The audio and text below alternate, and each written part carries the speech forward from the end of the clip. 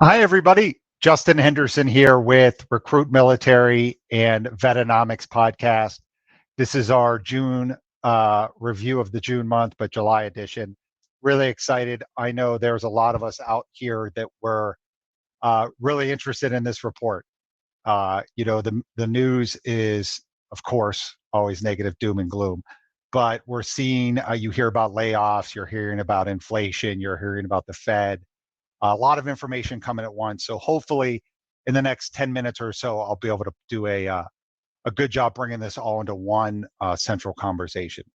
So if we could bring up the PowerPoint presentation, I would like to review our June numbers to kick off, which was a very, very good number. Something I was really excited about was to see that those numbers had jumped up into over 370,000 people. I'm going to pop on here and show it from my side. I don't see it coming on. Oh, there we go. Thank you.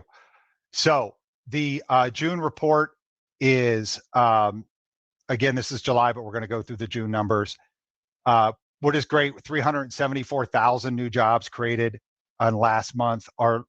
We had about 350,000 people leave the labor force last month, and layoffs were less than 1%. So that's why you're going to see a lot of the numbers stay the same. National unemployment rate stayed at 3.6%. Veteran unemployment rate went down from 2.9 to 2.7. What's really interesting about that is I looked into a couple other different factors. One of the things we can look at is the prime age labor force rate. So that's the 24 to 55-year-olds, the ones that are, or 18 to 55, that are able to work, able-bodied. Right now, we're at an 82.3% rate for national average, and that'll equate to that 3.6% or little over 5 million people looking for work. Give you an idea how that compares to veterans. We have an 87% prime age labor force participation rate, hence the 2.7% unemployment. We're about a point away from really getting back to where we were in February 2020, which is good. We're seeing the stock market start to, they call it a bear market now, which legally it is. But I really look at it as the culling of the tech industry, as tech had a very large growth over COVID. You can only expect it to calm back down as we move from we were a service-based economy pre-COVID, which is entertainment, dance monkey dance, restaurants, Disney World, movie theaters, you name it. And COVID made us move indoors, which in turn moved us towards a goods-based economy, which everything came through Amazon and Walmart online and through distribution centers. And you'll see that in the report. If we can move to the next slide, we'll walk through some of these numbers. So again, 372,000 people given jobs this month, or earned employment this month. What was really interesting about that is we talked about labor participation rate, 62.2% national average. We're at 63.4 pre-COVID. So we're getting real close. What we're seeing is we're seeing the labor come up drastically to catch those numbers. But again, we have this inflation that we're trying to suppress and kind of have a smooth landing where everything kind of levels out together. And what we're going to see is we're going to continue to see that shift back to the service-based economy. And you'll see it in our jobs numbers. You had 67,000 people find employment in leisure and hospitality. We're still down over 1 million people, about 8% since 2020. But again, it's that shift. It's going from the what is now a goods-based economy moving back to a service-based economy, people taking vacations, going out to eat, things like that. Now, will that economy ever get back to the staffing numbers of 2020? I don't know. What happened is a lot of automation was brought into that industry to help cover down on the loss of employees. Also, that industry had the largest rebound and growth in money. So that being said, companies are going to pay one individual more, so they'll hire 2 individuals to do 3 jobs, maybe bring automation in to cover that delta. Healthcare We're seeing 57,000 in healthcare, still down 176, but it's still only 1%. Again, you're getting more and more automation in there. I know some companies I work with have brought some automation, some services out of hospitals into the individual patient's home. So that could be accounting for some of the loss in employment there. But again, we're calling it the powerhouse sector. Warehouse and logistics up another 36,000. They're up almost well over 750,000 employees since COVID started. Again, we're just buying a lot more stuff and it's being delivered to us. Really good. Manufacturing added another 29,000 jobs, so they're back to pre-pandemic levels, which is pretty interesting. IT's up 25,000. They're up over 100,000 jobs. Again, all this points to automation, and that's what happens. There's a great book, Post-Corona from Crisis to Opportunity by Scott Galloway. He penned it August of last year, NYU business school professor, really smart person who talked about how tech was going to come in and create some automation processes in antiquated industries or businesses. And when we came out, there would be just less humans needed. And we're starting to see that, which is good because we still have almost 2 openings for every 1 job seeker. Another interesting point is the government's down 664,000 jobs. Not sure where that's from. I haven't really dug into that, but that was something that just jumped out at me today. Another thing that's really good is average earnings. They're $32 an hour right now for a private non-farm payroll. And then production individual contributor roles, $27.45. So it's an overall increase of 5.1%. What we're seeing is the nominal wage growth, the Fed is targeting is about 2 to 3% year over year. Non-supervisory wages are up 6.35%, and then overall 5.11. So what does that mean? It means the individual contributor is getting paid better than they were before COVID. But it also means that inflation is going to chew that up a little bit as we grow. If we can move to the next slide, please. Again, walking through these numbers, we're really seeing manufacturing start to lead the way. Warehousing, again, is doing what it's supposed to do. Education, health services, leisure, and hospitality. The leisure and hospitality is really what we'll be watching as we continue to move into the service economy. What was really positive for me, what I was looking at, was those interest-sensitive sectors, construction, manufacturing, housing, that leverage collateral and debt to create profit sometimes. They're still moving, they're still hiring. So that's good. That lets you know that financially, these organizations still see solvency. They still see this being a short-term problem. Another thing I looked at is the Treasury bond traders. They have not adjusted their investment profile process at all. So if they're looking long-term, 3, 5, 7, 10 years, 20 years, and they're not looking at this to negatively affect their portfolio, that's a good thing. So what we're looking at now, next slide, please, is we're going to be looking at unemployment rates. I thought this was just interesting as somebody, when you review this after we're live, you may want to take a screenshot of this and really dive into the numbers. On the left-hand side is national unemployment rates since 2012. And on the right-hand side is veteran unemployment rates. And as what you'll see, we've always been highly desired. We're a small sliver of the U.S. workforce. We're 5.6% of the U.S. workforce. There's just about 9 million of us out in corporate America right now.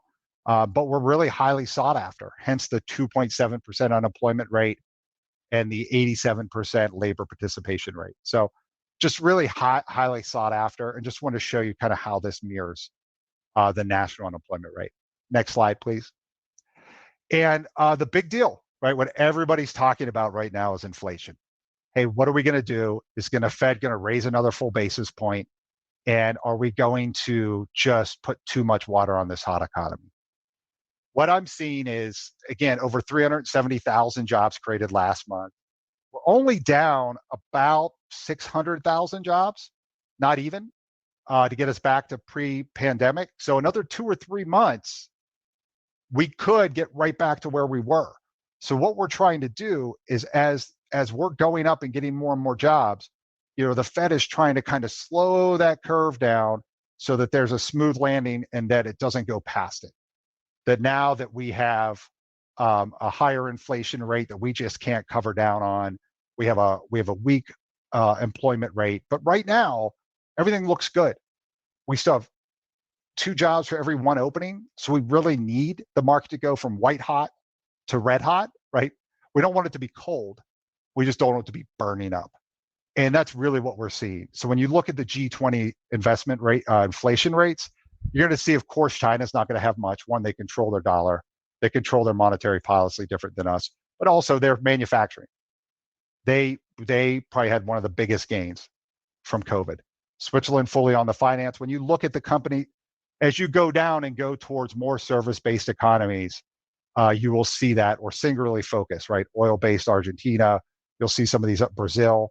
You're going to see some of these countries that really don't have the opportunity to pivot as much as we have. So all in all, do we like the inflation rate? No. But compared to the rest of our developed countries, are we doing okay? Yes. Again, we're seeing this going to hopefully fizzle out by the end of the year. And next year, we'll have a much more manageable inflation rate, which on the next slide, I'll show you. So here we go. It's a tight labor market and rising energy prices add to inflation surge. So again, we're really looking at what inflation rates have been, what they're predicted to be this year, and what we're looking at 2023, 2024. We've got this spike. We're just hoping, again, you don't want to go down too fast, right? Too steep, because then you could just blow past it and really create a really stark recession. Something that I noted was, we've had multiple recessions. We've really had 5 bouts of inflation since really this last 100 years. 1970s was kind of maybe 1 or 2 recession points. But to give you an idea, I'll cover these real quick. First one was World War I. The Fed was created out of that recession. They moved the discount interest rate from 2.75% to 4.5%. That was end of 2017, 2018. And then they had to do it to 7% end of 2019 to 2020. And what did that do? It made a steep recession, and then there was some steep, substantial deflation. They just moved too late, too far. The second one was World War II. Inflation peaked at 19.7% in March of 1947. It was partially because we retooled our economy. Kind of think like we're doing COVID. We had all these wartime manufacturing. The Ford plant was making tanks, not cars. So we had to retool the economy. We also had to, and at that point, the Fed did nothing. They actually just worked on long-term war treasury bonds and making sure that those assets kept their value long-term. Inflation averaged about 8%, and then it went negative in 1949 with a minor recession. But all that is that helped the supply chains catch up. So if you reflect back to, what was that, 6-8 months ago, when all the news was showing in the ports of LA and Norfolk with just ships lined up to come through, was kind of like that. And the recession gave time for everything to level out, and it was good. 1951, inflation peaked at 9.4% in February as the economy was shifting again, Korean War. By March 1952, it was below 2% again. And then that fourth and fifth was between 1966 and 1984. Inflation rose 2% in 1966 to 4.4% in 1959. And then it rose and fell throughout the 70s before it peaked at 12.8% in March of 1980. And then, of course, Reaganomics came in. It was only Paul Volcker, the chairman of the Fed, that when he raised the rates to 16.9%, that he finally was able to lower them down to 10% in 1982. So you can see we had some wild spikes going through these recessions. When people ask, kind of where are we? I think we're in that second one where, we're going to do a point raise, another point raise, and hopefully we sit at that, where they're going to let it naturally cool down and not to try to overcorrect quickly, which they did after World War I and really hurt us. So hopefully that was a good history lesson. But I just wanted to show you some information here. And then the next slide is Craig Griffin. So before we bring Craig on, I have a great video that I want to show about our MBA Veterans Expo. Craig is part owner of Bradley Morris RecruitMilitary MBA Veterans Network, so all three entities. He's been with the organization over 20 years. He's a former Army helicopter pilot, just an amazing guy. But we're going to talk about the value of an MBA for a veteran, and then also the value of hiring a veteran with an MBA for hiring authorities. But first, I'd like us to watch this video. It's about 2 minutes, and then we'll bring Craig on.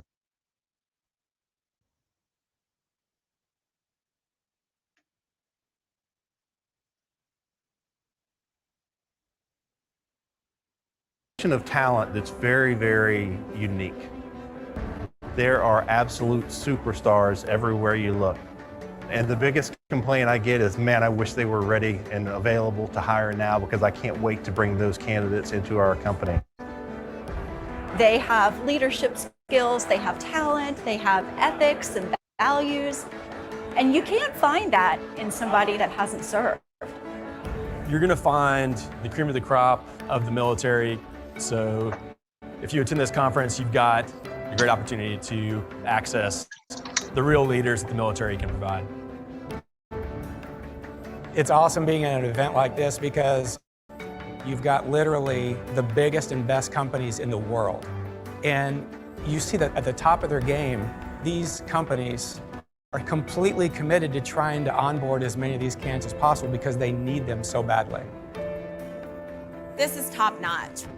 Coming with that leadership experience that they have from the military is phenomenal, and that's exactly the kind of candidate we're looking for. We get to see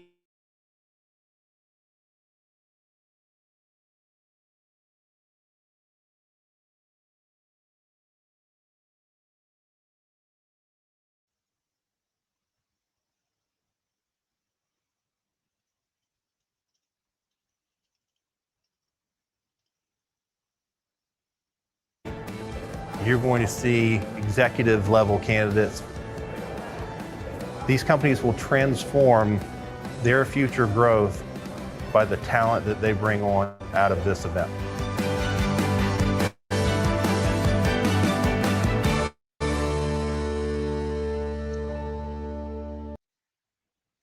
Great.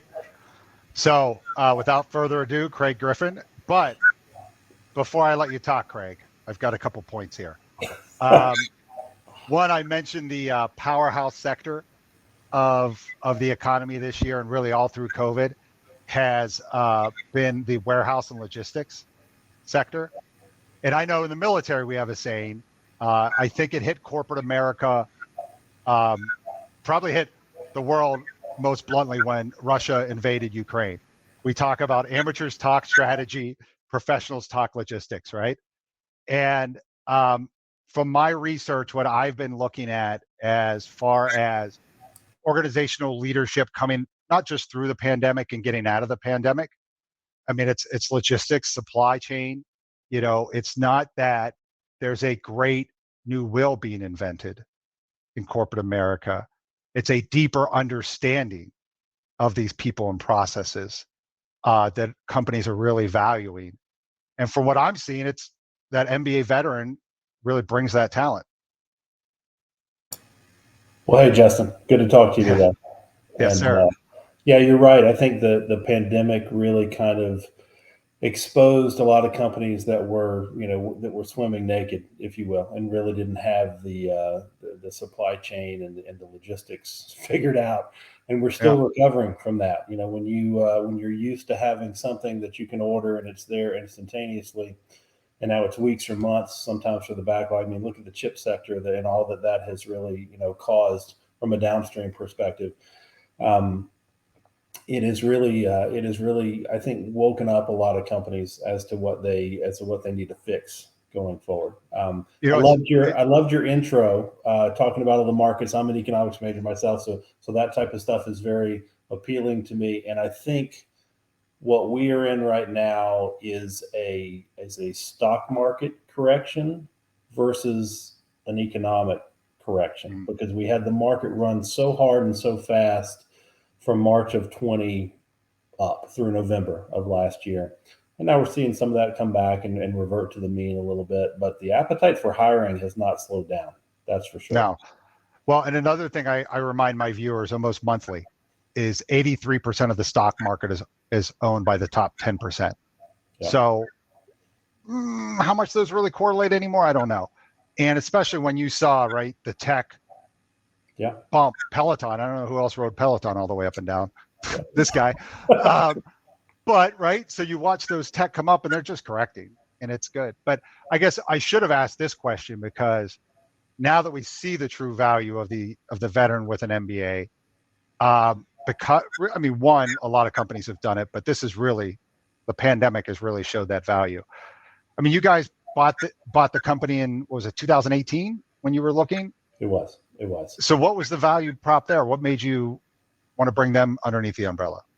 So, I've been in military recruiting since 1997. I was an Army captain back in the day and separated and started with Bradley Morris, which converted into RecruitMilitary over the years. And we had been aware of the MBA Veterans Network as they started back in 2008, right?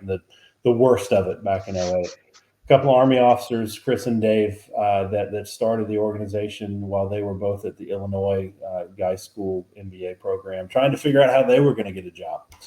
And we were aware of them over the years, and it was just such a unique niche product. There's nothing else out there like it. There's tons of veteran job fairs, from the RecruitMilitary fairs to service academy conferences, everything in between. There's nothing out there that brings together just this very select group of candidates together. And that's why we decided to acquire it back in 2018. And we've done a lot of great things with it since then. So if correct me if I have this wrong, but I think the colleges that were invited to send their students to this event has changed over time. What is that group of colleges? Is it anybody? Is it a certain grouping? Yeah, so the criteria that we typically recruit from is the top 75 ranked MBA programs per U.S. News and World Report. And that changes each year a little bit. I mean, you've got what has changed over the last decade is it used to just be full-time programs that you would look at. Well, now you've got great full-time programs, but you've got online programs, part-time programs, executive programs that are out there. So what we do is we tend to just recruit from the top MBA programs across all of those spectrums, because there's a demand for those students out in corporate America for sure.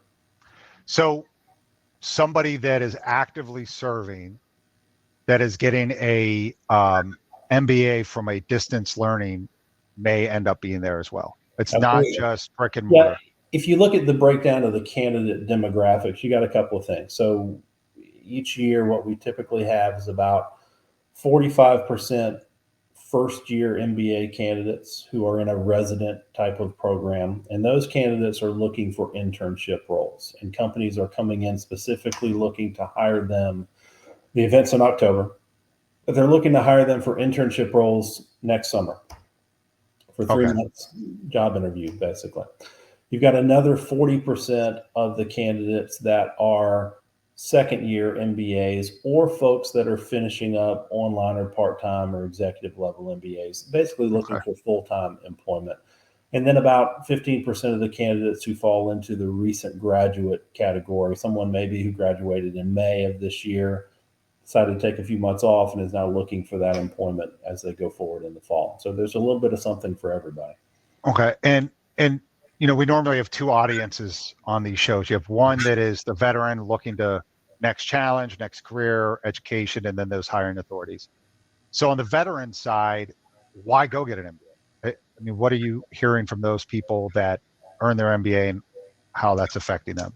So you and I are both vets, Justin. We've been doing this for 50 years between us now, and we've seen it all when it comes to the veteran, the military recruiting industry. Getting an MBA from a top program is really the fastest, maybe not the easiest, and maybe not the fastest, but it's definitely the best way to differentiate yourself between you and every other veteran that's getting out. It's the easiest path to a six-figure job that's out there for those veterans. The GI Bill post 9/11 has really made so many great things possible. So many of these schools have great scholarships and opportunities for these candidates that are separating from the military, and they're looking for military students to come to their Yep. business schools to go. But completing one of these programs, it not only you've always got the soft skills, you've got the leadership, you've got the discipline, you've got Yep. the work ethic. We all had that, but you couple that with an MBA from Vanderbilt or from Darden or from Chicago Booth, and now you've taken yourself into another level of candidate, and companies are looking for candidates at that level to be future executive level talent. Not immediately. They're not going to hire you as the CEO right out of B school, but they are looking to bring you into a program where they can groom you for higher level things very quickly. You know, you said the key term, soft skills. Yeah. And I'm glad you brought that up, because so much in my day-to-day recruiting, that's why corporate America comes to us. We love veterans because they're disciplined, hardworking, team focused, safe operators, all those things. Hey, they show up when they say they are. And they love us for the soft skills, but always the pushback is, well, they don't have any real life corporate experience. And from my research and my engagement with the MBA veterans, is what that MBA does is upload that real corporate experience, exposure, even if it's in academia versus operational experience. It gives them the P&L understanding, the profit and loss. It gives them that financial understanding that they're missing. Because in America, in the U.S., in the military, we're just mitigating loss, right? There's no profit. We're just mitigating loss. Right. So that's really what I saw come out of this value. Yeah, the value of the education, everything, but really when you're being interviewed as a veteran and they're going in those corporate terminology and that corporate process that maybe you weren't familiar with in the military, the MBA gives you that talk. Yeah, I mean, and that's important. You can be the best leader in the military coming out, but if you don't understand how to read a P&L, if you don't understand the business acumen, how are you going to go in and work on a consulting team for Accenture or for Carney or for one of those companies? You can't, because you just don't have that skill set. And going to one of those MBA programs expands your skill set beyond operations, management, leadership type of roles that are there into more. You've got everything from analyst type positions to senior management type positions to executive type of roles that are out there. Yeah, that brings me back so many times, in the military leadership, your decision's made around the mission, that you need to accomplish a mission, you need to take care of your troops. And the financial side is way over here. Who cares? And I think that brings in understanding that's part of the decision process in corporate America. It may not be the lead, but finance is a part of it. And them getting that education helps them couple those two, the troop welfare, mission accomplished with the financial side, and blending the three together. You mentioned a couple roles. Are the veteran students coming for the same type of roles that the employers are coming to hire for, or is there a discrepancy? There's a lot of alignment that you see, but here's the change is that 10, 15 years ago, this industry, and what I'll say is that the people who were looking to hire MBAs and the jobs that MBA veterans were looking for, it was banking and it was consulting, dominated by those two industries. Today, what we are seeing is banking and consulting are still strong and always will be, but you've got technology. I mean, you look at some of the companies that we have coming into the event this year: Google, Microsoft, Intel, Amazon. I mean, it's all the major, Activision Blizzard video game maker, which candidates are ecstatic about seeing, Yeah. Consumer products, companies like a Procter & Gamble, or companies like a Nike or a Columbia Sportswear, stuff like that, looking for these candidates. Pharma and biotech and healthcare is a huge industry that continues to grow every single year, as we see it growing in the greater economy as the population tend to age a little bit. Insurance, energy, supply chain, as you mentioned earlier. So What we've got is we've got a lot of companies that are figuring out, hey, this is a really awesome pool of candidates, and we need to plug into this. Yeah, you mentioned the some of the industry companies you mentioned, the pharmaceuticals, supply logistics. It just moves back to, how we've brought so much manufacturing here. We've had a lot of growth in manufacturing, and with that comes distribution centers, warehouses, which then in turn becomes procurement, logistics, supply. So it's really interesting that, if you're a veteran with an MBA or earning your MBA or thinking about it, that you do have that consulting Deloitte opportunity, and you have the Wells Fargo, Bank of America opportunity, but you also have the Procter Gamble, the medical, pharmaceutical, manufacturing, more brick and mortar type industries. So it really is a lot more diverse. Do you think? Is that diversity relatively new?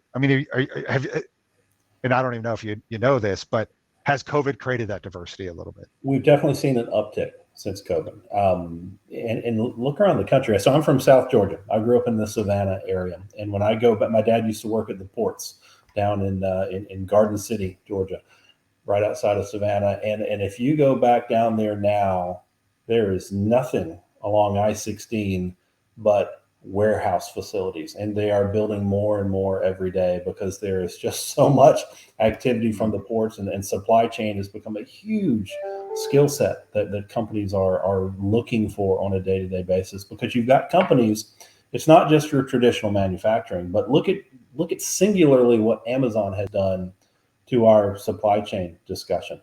Companies like Walmart, companies like Chewy in the pet industry. I don't know if pets, I get a Chewy box delivered to my house once a week, it seems like. And all these companies are looking for folks who understand that process. So that has, I think what we did during COVID is we pulled forward about 10 years worth of progress in that online supply chain type of game in about 12 months. So. Yeah, that I briefly mentioned post-corona, From Crisis to Opportunity by Scott Galloway. He penned that last August, I think it was, and NYU Business School professor. And he mentioned the same thing. It was about a 7X is what he called it. Okay. With tech coming into these antiquated industries. And supply logistics is one of the main ones, OTR, over the road trucking. That's great.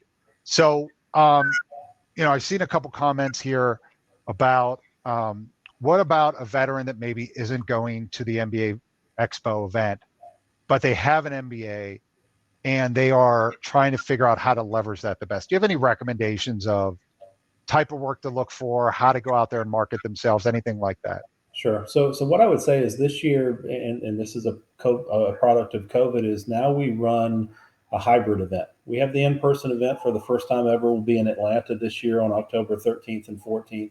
And that event is primarily made up, like I said, of those first and second year MBAs, maybe 10% of the folks that are recently graduated. But if you've got somebody who's got an MBA from several years ago, for example, who's still looking for an opportunity, go to our site, MBAveterans.com, register as a candidate. You can register for the virtual event that we're hosting for free, which is a week after the in-person event. And when you register for that virtual event, it gets you access to all of our corporate sponsors who are now posting jobs. Oh, that's great. Corporate presentations. I'm literally staring at my other computer that has my candidate access on it. And there are just jobs from all sorts of different companies, both for internship and full-time roles, looking specifically for MBAs. And that will only continue to grow as we go towards the event. Putting you on the spot here a little bit. So the virtual event, does it hold to that USAA ranking that they have to come from those 75 schools? Or is the virtual more open to, hey, this is for the portal for those MBA grads that maybe either can't make that event or don't qualify? Yeah, so we always, like I said, my efforts in recruiting are from those top 75 schools. Those are the career services departments that I'm in touch with.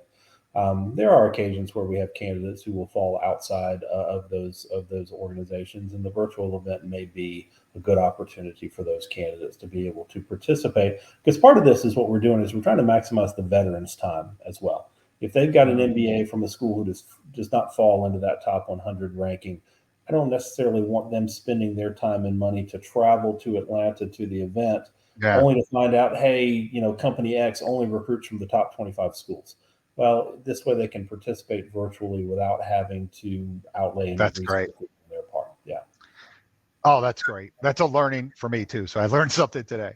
You mentioned a platform, jobs. So the MBA, and we'll go into the event itself. So the event itself is in Atlanta. It's 2 days.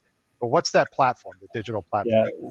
So our platform is called the MBA Veterans Connect platform. And the event is great. You've attended the event before and seen how awesome it is in person. There's a reason companies continue to come back to this event. And that's hard to do, as we know in RecruitMilitary world, to get that customer retention. And we average about 91% corporate sponsor retention year over year, which is insane. And you look at the companies I'll rattle off here. I actually did some research. Have all been with us for 10 years or more and counting. Wells Fargo, Pricewaterhouse, Microsoft, J&J, JP Morgan, Intel, Google, Deloitte, Chevron, Citi, Bank of America, Accenture, American Airlines, and I can go on. Yeah. If you're Google and you've been with us 14 years in a row, does Google need to recruit? People come to Google. Why do they come to us? Because they find the talent that they're after. And that is something that continues to bring them back on a year-to-year basis. Now, the event is awesome, but the platform that we have, we start giving our sponsors, most of our sponsors, access to that platform starting in June. So those companies are already in the platform. They are viewing candidates who have registered for the event. And that's one of the reasons I harp on candidates about, hey, register early. Yeah. Companies are already in there. They're already looking at candidate profiles. They're already looking at candidate resumes. They're doing outreach to candidates. They're posting jobs. And it's a great way for a candidate to be able to get involved well prior to the event. But it's also a pipeline. The companies that come in and sponsor at one of our higher levels of sponsorship, they get that early access. June through March of the following year, they've got access to these candidates. And it's much more than just somebody who may walk by your booth at the event in October, but it's a pipeline of candidates, because what we've got now is those first year MBAs. They haven't even started their program. They're all just finding out, hey, I'm going to be starting in August, starting in September in my program. And they haven't done a day in class yet. But what they'll soon figure out is the first thing that they're going to be required to do is, hey, you've got to acquire yourself an internship for between year 1 and year 2. So we see an enormous uptick in those first year MBAs in August, basically, as they're starting to start their programs. And it tends to build on itself, because each of these programs, Keenan Flagler, the UNC business school there, is been our #1 sending school for the last 3 or 4 years. And they send 50 plus veterans every single year. And the reason is because those first year MBAs will attend, have such a great experience, they'll go back to the program. Many of them will attend as a second year MBA, but they're surely telling all the veterans who come in as first year, hey, you've got to go to this event to square yourself away. So, and it's that first year one. The reason I like that is you don't know what you don't know. That's right. Oh, you don't know what's going to be your passion yet. You know that you want to go get this education, but you don't know. I think back we used to do our hiring conferences back in the day. Yeah. We'd have the candidates come in the day before all the interviews happened on Monday. And I had a favorite joke. We had a large manufacturer that makes dairy products, cheese. I'd walk in there and go, hey guys, who here said they cannot wait to get out of the military and start making cheese? Everybody laughs, right? And I go, but 2 or 3 of you are going to be wearing that shirt in about 2 or 3 months. And it happened. And it's the same here. Hey, I'm going to get my MBA. I'm going to go work on Wall Street. Or I'm going to go be a banker. I'm going to be a consultant. And then what happens? You go meet American Airlines and understand the logistics and the finance behind that. You fall in love with it. And the same thing on the company side, Justin, is, as a military officer, or when I was getting out, I knew there were certain companies that when I was getting out, it was GE was fortune #1. I was like, man, I got to get an interview with GE. Yep. But there are other companies I had never heard of before. And I remember several conferences ago, we had one of the recruiters from Chewy. Chewy.com. On stage giving one of the presentations. They were one of our silver sponsors that year, and silver, diamond, and gold sponsors all get to give a presentation to the attendees. And she got on stage and said, all right, show of hands, how many people in the audience think we make granola bars? And I guarantee you half the hands went up out in the audience. So it was a great opportunity for them to be able to say, okay, we don't make granola bars, but here's what we do. And so many of these companies like Google and Microsoft, they don't need help discussing who they are. But there are a lot of companies out there that companies just don't know how great the opportunity is until they get the chance to interact with these companies. And you're right, you don't know what you don't know. I'm going to push back on one statement. 2019, I went to the MBA Vets, and the one thing that stood out was my perception of Google and what Google was actually there to hire for. So you mentioned Google, and the one thing that stood out was, so it's a multiple day event. You mentioned that certain organization reps can do a presentation to everybody. Yep. But really what I found was, because there's dinners and cocktail hours and just a lot of, integration, is that when those veterans went up to Google at the final event part of the event, which is a 4-hour expo, like a job fair for 4 hours, that they came up knowing what they were looking for. Yeah. Not just saying, hey, I want to go to Google because I really love your logo and I think you guys are awesome. It was like, no. But I get to wear t-shirts and jeans everywhere today. yeah. And you can grow your beard out. Yeah. But, it was more of, hey, per our discussion last night, I did some research, and this is really what I think I can help bring some value. Well, and that's such a good point, because I get I'm so used to this event. I'm immersed in it, but this is a lot. This is not just a job fair. Yes, there's an expo that's a part of the event, but you're right. There are company presentations. There are networking lunches both days. There's a cocktail reception with a lot of the companies. There are interviews that occur.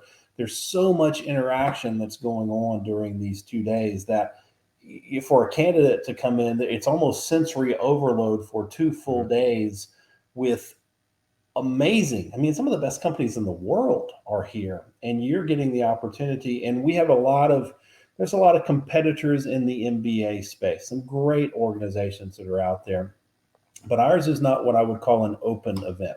So if you're going to attend our event, MBA Veterans, you got to be a veteran. You got to have an MBA or be enrolled in an MBA from one of those top programs. That's all that's there. So it's not 10,000 candidates that are roaming around. It's 1,000 or so veteran MBAs that are all just absolute blue chippers. And you're not having to wait 2 hours at a booth to talk to somebody. You can walk up, and within a few minutes, you're talking to one of those recruiters, which is great. That was the feedback I received from both company reps and candidates alike, was they went to other national events. And they said it was just kind of it was labeled this, but anybody could go and that, hey, I wanted to go talk to Google, and I waited in line for 2 hours, and that Google rep was so overwhelmed. They said, here's some tchotchkes, look online, see you later. Yeah. They didn't have a meaningful conversation, where through this event, there are multiple. I mean, I think about the first night, I found a candidate with the same last name as mine. Went over, talked to him, had a great conversation. The next night, 10 o'clock at night, we're talking in the lobbies. He's got a final interview.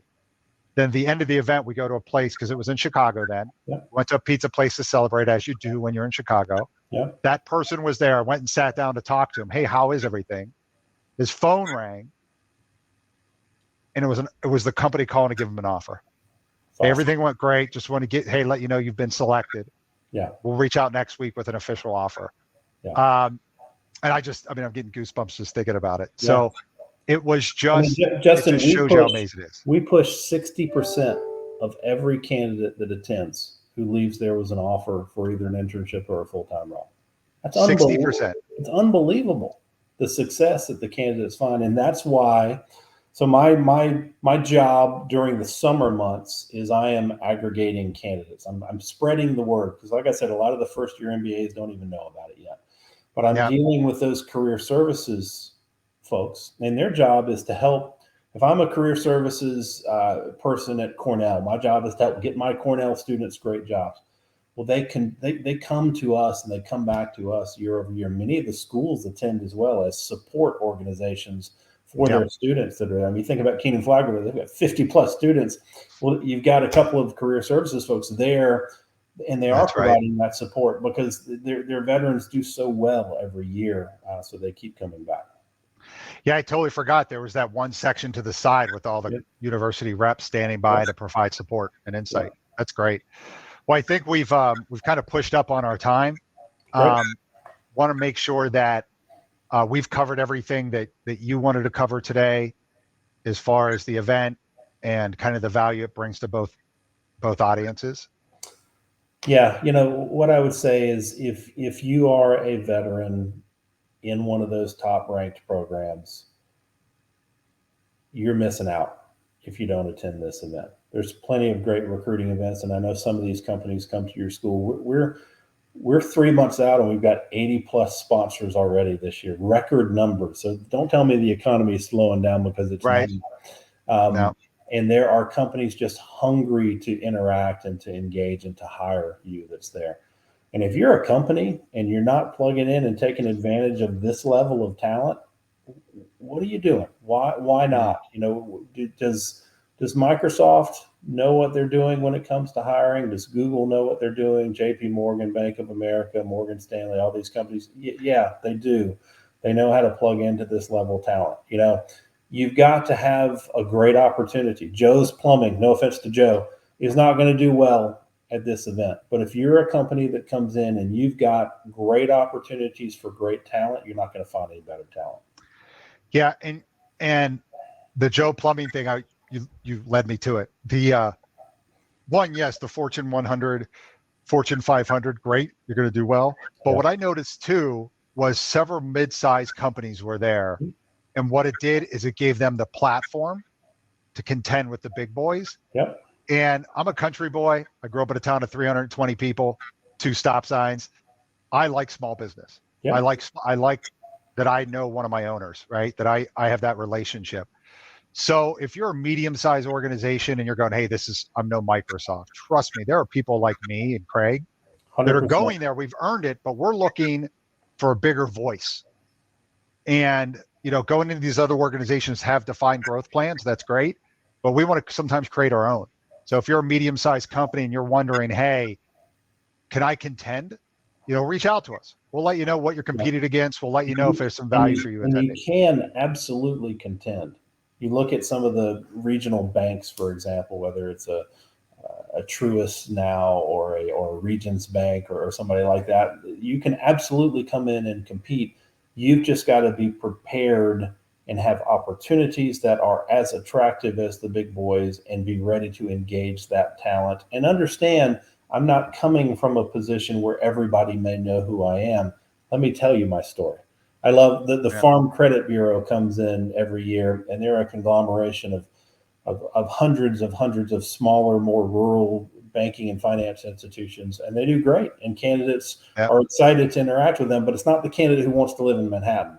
It's the candidate who's from a small town who says, yeah, I would love to go back and live in a one stoplight town and be involved in this. So as you know, coming out of the military, there's candidates for everything.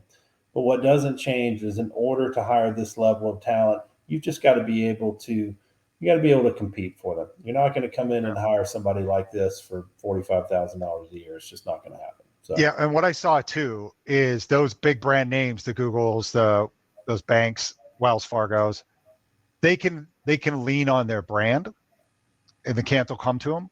If you're one of those medium-sized organizations that's stepping up to bat, lean on your leader. Bring a leader, because military people look at their leader and go, hey, is this somebody I trust with my career? Will this person have my back as I'm out there doing what I need to do to accomplish the mission? So if you're at that, that's really a value prop too, that I'm seeing more, especially because of COVID. I think I've seen it more in these last 2 years than my other 14 years, is military going, okay, maybe I'm a veteran, I was in a job, and then COVID kind of did something to it. Now I'm looking for my next one. I'm going to evaluate the mission, and I'm going to evaluate my leader before I jump into another opportunity. And MBA students are going to be very, very attuned to that as well. So no, it's great. And if you're looking to attend the event, either as a student or a hiring authority, Craig, how's the best way for them to reach you? So the best way to reach me is simply Craig, C-R-A-I-G, at MBAveterans.com. Or you can go to our website, MBAveterans.com. It will show you a list of all of our current sponsors. It'll give you all the logistics information that you need regarding the event, and there's some submit a question type buttons there as well. But I'm happy to engage and answer any questions with anybody.